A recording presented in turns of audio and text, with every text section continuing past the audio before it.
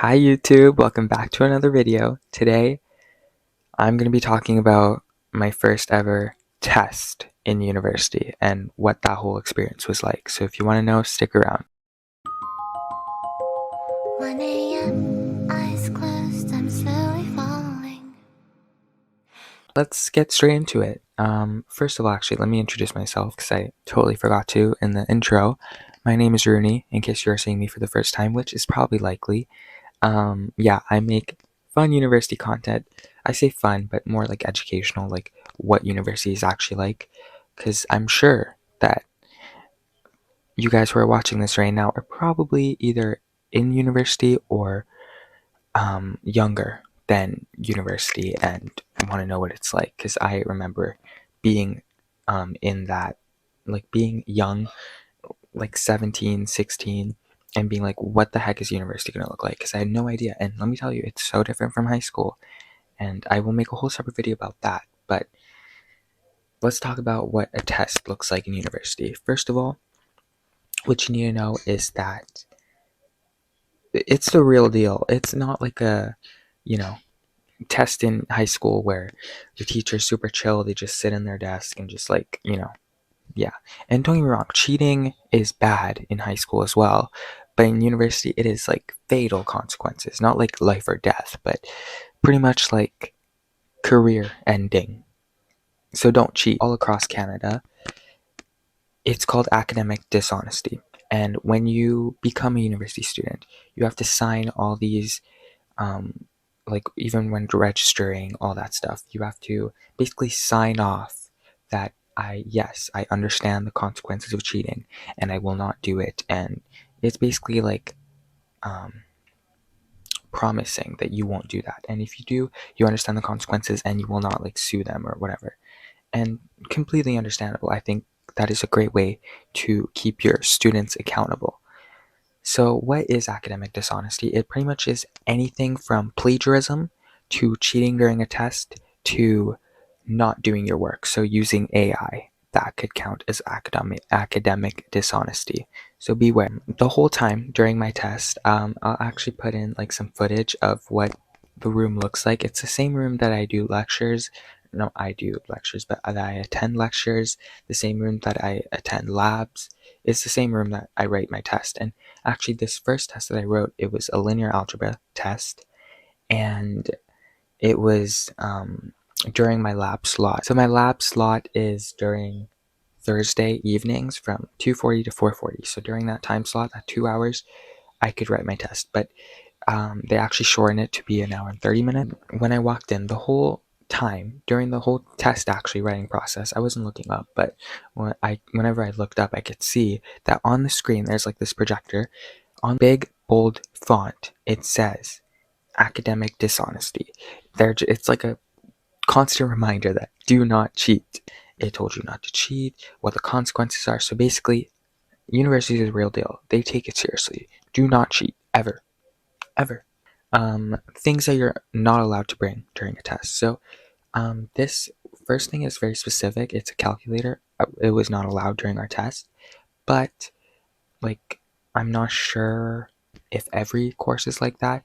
For linear algebra and any calculus, well, actually, calculus is different because you can have a graphing calculator, but anyway, it depends on the test and on the course, but sometimes they will tell you no calculator, so just beware of that. And if you do bring a calculator and you use it and you're caught using it, that's cheating, academic dishonesty. You're not allowed to bring a phone, not allowed to bring a smartwatch, not allowed to bring any device whatsoever, no Airpods, no headphones, nothing like that.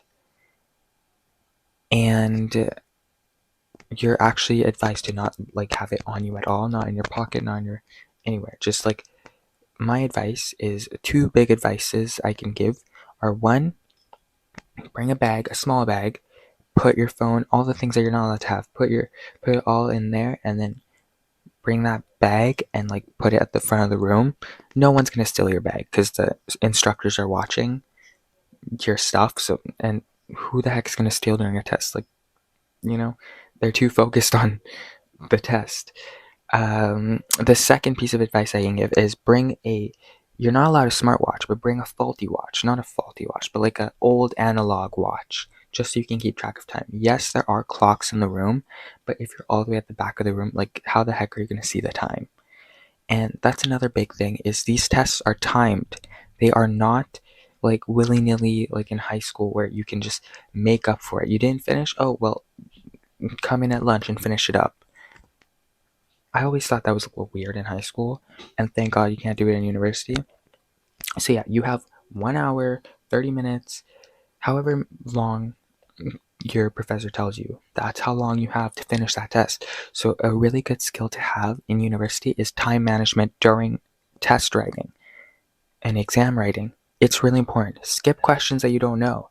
And I'm so glad for my AP calculus exam practice and like real thing that I did, which by the way I made a whole video on, so go check it out.